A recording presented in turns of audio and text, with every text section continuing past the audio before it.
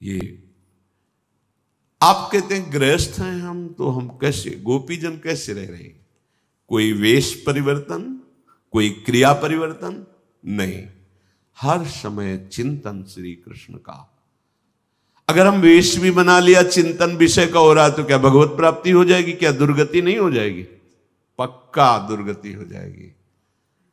हरे शिष्य धन शोकन हरे, सो गुरु घोर नरक मा परे। औरों की तो बात जाने दो, उन गुरु पद पर बैठे हुए जनों के लिए गोस्वामी जी कहे, अंध बधिर कर लेखा, गुरु शिष्य अंध बधिर कर लेखा, एक न सुनई एक नहीं देख। शिष्य सुन नहीं रहा गुरु की, गुरु देख नहीं रहा कि शिष्य क्या कर रहा है।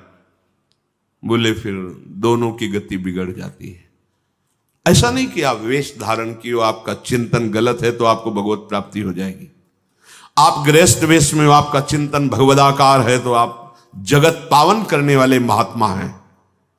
चिंतन, गोपीजन सब कार्य करते हुए चिंतन। कभी कभी ऐसी तन्मयता हो जाती थी कि क्रिया का बोध ही नहीं रहता था। क्रिया हो रही स्वाभाविक, दही बेचने जा रहे हैं, ये क्रिया है, उसका बोध ही नहीं कि मैं दही बेचने जा रहे। बुला रहे कि कोई दही ले ले, भाव तो क्रिया का ऐसा आना चाहिए, पर वो बोल रहे कोई गोविंद ले ले, कोई दामोदर ले। क्यों? मुरारी पादार्पित चित्त वृत्ति। तभी इन परमहंसों की पूज्या गोपीजनों के समान कोई भक्त नहीं कहा गया, कोई प्रेमी नहीं। और ज्ञान, परम ज्ञान है गोपीजनों को। गोपी गीत में पढ़ के देखो, न खलु गोपिका, कई ऐसे श्लोक हैं जिनमें गोपीजनों को बोध है कि सर्वत्र अंतरात्मा में विराजमान मेरे श्री कृष्ण ही ब्रह्म है। उद्धव, वही प्रीति अनन्य मानी जाती है जिसमें किसी और की शुद्धि न रह जाए। उपदेश कर आए थे, उपदेश देने, सुन रहे उपदेश। उद्धव सोई प्रीति अनन्य, सोई जन्म सफल, जेहि कबहू आवत नहीं सुधि अन्य। यहां दुर्दशा है, अन्य सुधि के सिवा और कोई सुधि ही नहीं रह गई। अन्य सुधि शरीर की याद, शरीर की क्रियाकलाप, शरीर के भोगों की, इसी में फंसा हुआ है। हम अपने को कहते हैं हम अमुक हैं, अमुक हैं। देखो, ईमानदारी जब देखी जाएगी तब वही जैसे मौसम कौन कुटिल खल कामी, अपने आप दैन्यता आ जाएगी। ईमानदारी से देखो, वही अनन्य भक्त है जिसकी हृदय में प्रभु की शुद्धि के सिवा और कोई शुद्धि न रह जाए। जैसे एकादशी स्कंद में का, त्रिभुवन की राज्य लक्ष्मी देने पर भी आधे पल के लिए जो अपने प्रभु का विस्मरण नहीं करता, वही महाभागवत है। अपनी दुर्दशा देखी जाए हृदय में, क्या हम इस कसौटी पर हैं? नहीं। व्यर्थ में जी रहे हो। चलो, गृहस्थ धर्म में भूल हो सकती है, लेकिन विरक्त धर्म में कैसे हो सकती है? क्योंकि हमारा तो एक ही कर्तव्य, भजन। 24 घंटे निरंतर भगवदाकार वृत्ति करने के लिए ही तो हम विरक्त हुए हैं। अगर ये चूक हो रही तो इसे बर्दाश्त मत करो, बहुत बड़ी चूक है। ये ऐसी जगह गिरा देगी जो हमारा सर्वनाश, जुड़ जाएगा हमारे जीवन से, सर्वनाश। बालू का बांध है विरक्त का जीवन, बालू का बांध। अगर कहीं से विच्छेद हो गया तो पूरा पानी निकल जाएगा वहां से, रोक नहीं सकते। ऐसे ही पूरे जीवन की ऊर्जा शक्ति नष्ट हो जाएगी। बहुत सावधान। अन्य चिंतन ही हमारे लिए पाप है, विपत्ति है। कह हनुमंत विपत्ति प्रभु सोई, जब तो सुमिरन भजन। हानि हरिवंश के नाम अंतर परे, लाभ हरि। ये कहां चलता है? फिर आप कभी अपने से प्रश्न करो, तुम कौन हो? तुम्हारा उद्देश्य क्या है? क्या करने आए हो? क्या तुम्हारा अंदर का चिंतन है? क्या लक्ष्य है? भजन विहीन सेकेंड, धिक्कार हमारे जीवन को। सेकेंड मिनट तो बात जाने दो। ये अगर अभी अभ्यास नहीं करोगे तो फिर आप ये ना सोचो कि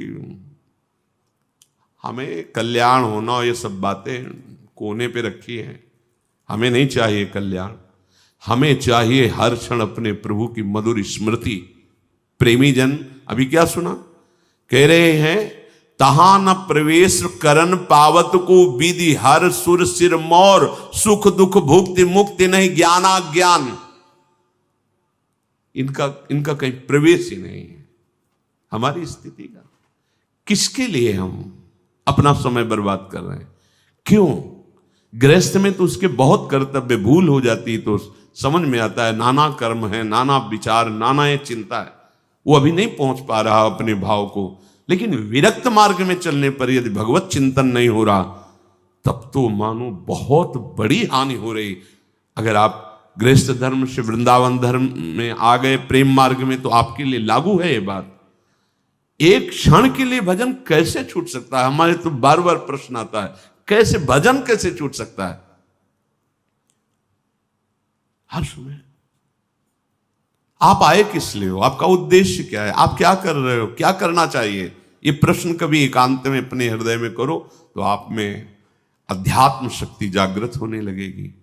ये प्रमाद, ये ठीक नहीं, ये भजन में अंतराय ठीक नहीं है, ये बहुत धोखा है, आपके जीवन का धोखा है, आपको जबरदस्ती भोगों में फंसा देगा, अपने आप में अपने आप से नष्ट करवा देगा। मान लीजिए बात, समय नहीं। इसको जरा सा छोड़ो तो भाग जाता है विषयों में। हम छोड़ेंगे क्यों? हम तो जैसे बलवान दुश्मन जो हमें बहुत पीटता रहा है, अब एक बार कृपा शक्ति के द्वारा हमें इसके ऊपर गर्दन दबाने का अवसर मिला है, चढ़ बैठे, आप नहीं छोड़ेंगे। अगर आप उठा तो बहुत बुरी तरह पछाड़ेगा, मारेगा, कितने जन्म तक पीड़ा नहीं मिटेगी, पक्का समझ लो। दब गया है दुश्मन जो हमें काम क्रोध लोभ मोह मद मत्सर मारते रहे, इस मन का सहयोग लेके गुरु कृपा से आज दब गया है। महाबली नाम हमें मिल गया है, सच्ची मान लो। आप जब तक निर्विकारता नहीं, जब तक स्वयं भजन का स्फुरण नहीं, तब तक चैन मत लो। फिर देखना आगे भजन करना नहीं पड़ता, केवल स्वाद लिया जाता है। चल रहा है, सुन रहे, देख रहे, डूब रहे, समय बर्बाद मत करो। सोई जन्म सफल जेहि कबहू आवत नहीं सुधि अन्य। वही जीवन सार्थक हो गया, अब अन्य स्मरण ही नहीं रह गया।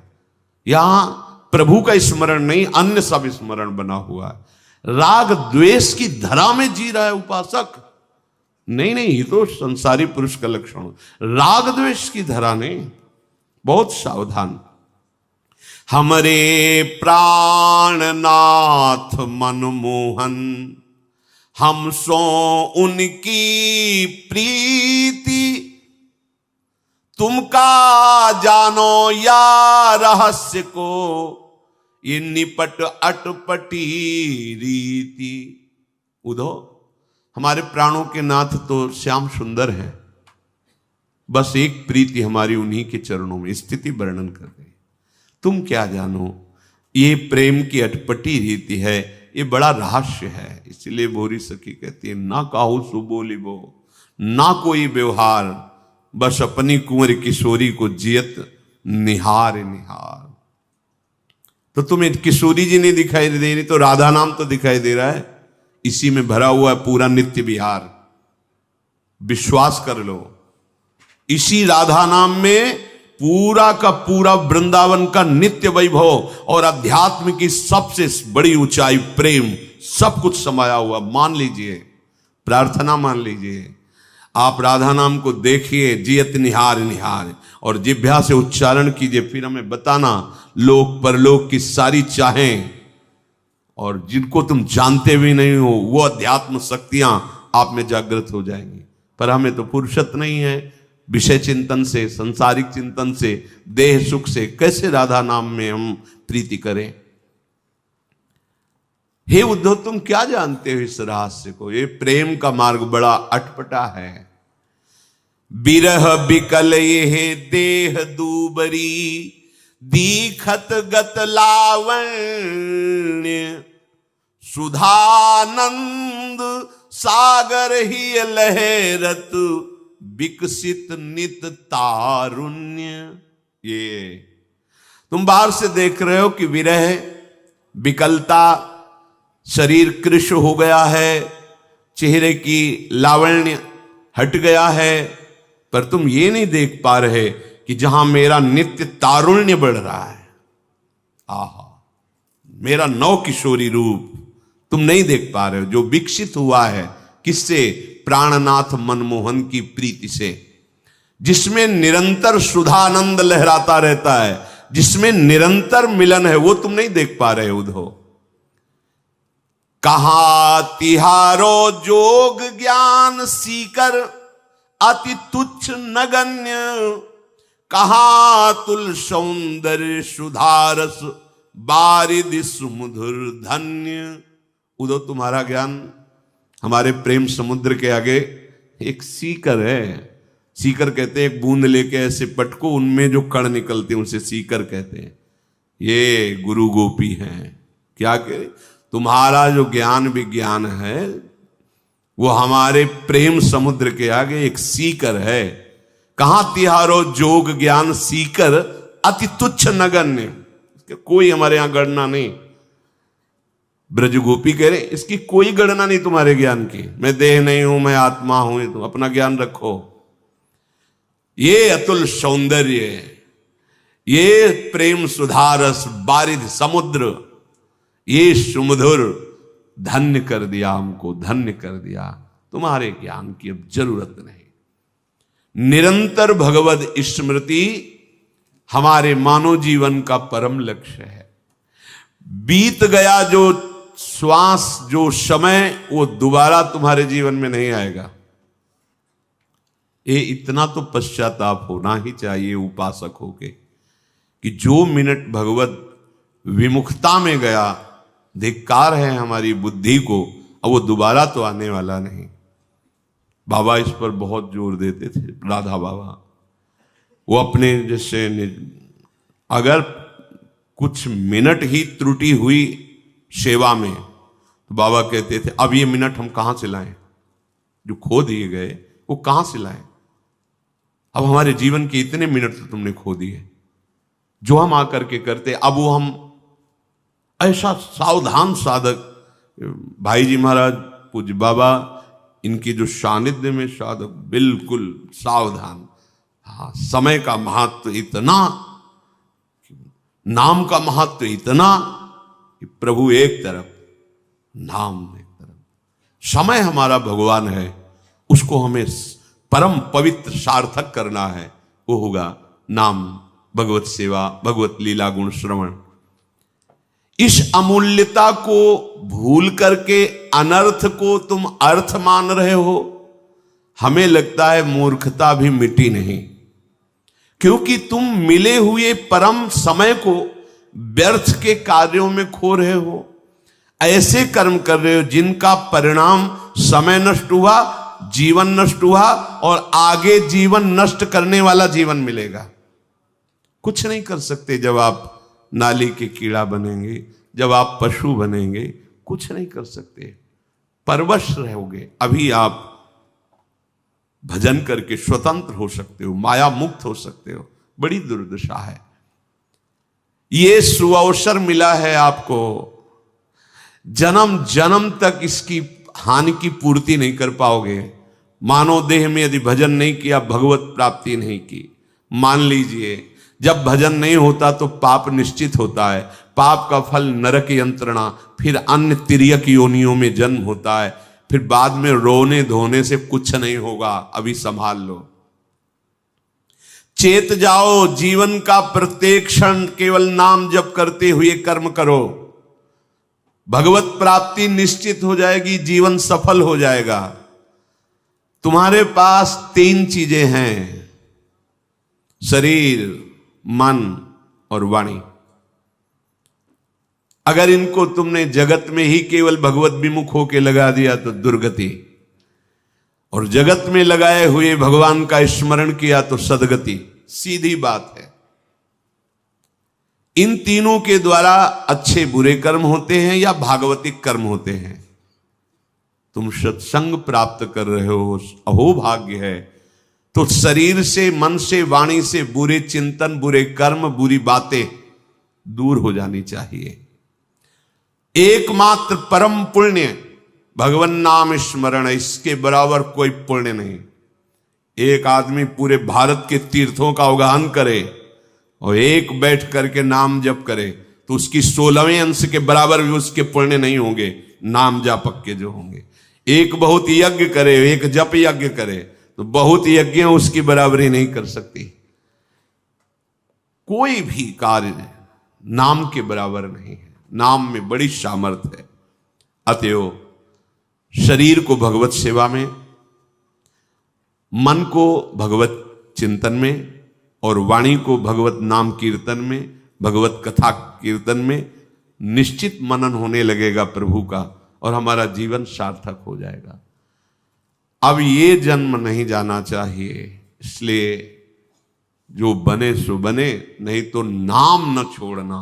नाम पकड़ लिया तो सब, हम जब पूछते हैं और ये उत्तर मिलता है कि नहीं चल रहा तो बहुत दुख होता है। भाई ये सब सेवाओं का फल है आंतरिक चिंतन बनना। आप लोग सावधान क्यों नहीं? सावधान जैसे बहुत कीमती वस्तु हमारे पास हो तो हम थोड़ी थोड़ी देर में देखते रहते हैं, है ना? ऐसी अमूल्य है भगवान नाम जो प्रभु को खरीद सकता है। और यही जीवन हमें मिला है केवल जपने के लिए। हम पशु जीवन में नहीं जप पाएंगे।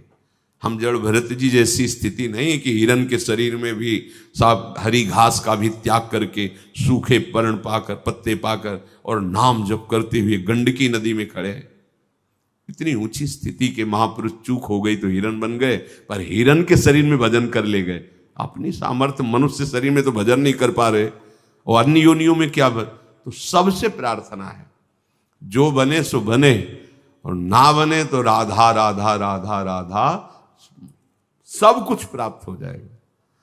सब कुछ मान लो, ये मत देखो कहां लिखा है कहां नहीं लिखा है। हम छाती की बात कहते हैं और जितना लिखा पढ़ा है वो रस ग्रंथ है, तुम्हारी दृष्टि वहां पहुंची ही नहीं। तुम तो केवल राज वैभव देख रहे हो भगवान का। जैसे उद्धव जी कह रहे तुम्हारे नयन अधूरे, गोपीजन नहीं कह रहे उद्धव तुम्हारे नयन अधूरे, तो हम कह रहे हैं यदि राधा नाम में प्रीति नहीं, राधा नाम का परिचय नहीं तो तुम्हारो ज्ञान अधूरो। प्रेम के बिना क्या? प्रेम सांद्रानंद घन प्रेम मूर्ति। आओ प्रेम ग्रंथों का अवलोकन करो पास बैठकर। भगवत रसिक रसिक की बातें रसिक बिना कुछ समझ सके ना। राधा नाम तुम लो, तुम्हारी दुर्गति वाले जितने आचरण हो सब हम भोगेंगे, चिंता मत करो। विश्वास तो करो तुम। हम किसी बल से युक्त होकर बोल रहे हैं, ऐसे तुम्हें कोई फंसाने के लिए नहीं बोल रहे। क्या दे दोगे? क्या दे दोगे?